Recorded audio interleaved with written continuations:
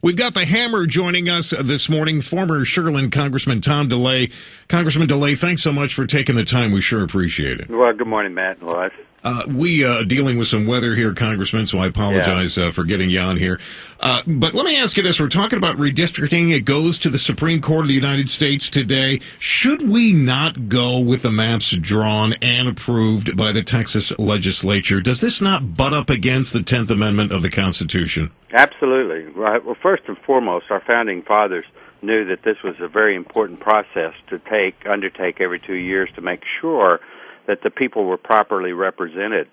And up until the 60s, the court stayed out of it, knew that this was not a process that they should be involved in.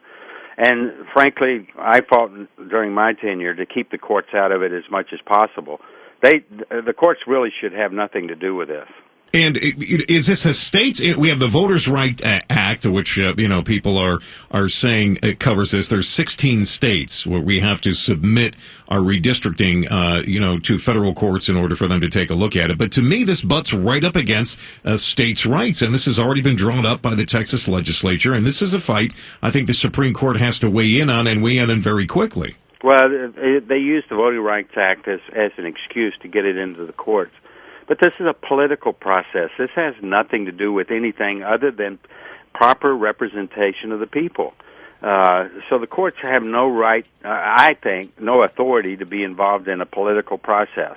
And in some cases, some judges understand that, and hopefully the Supreme Court will understand it and kick it out. I hope so.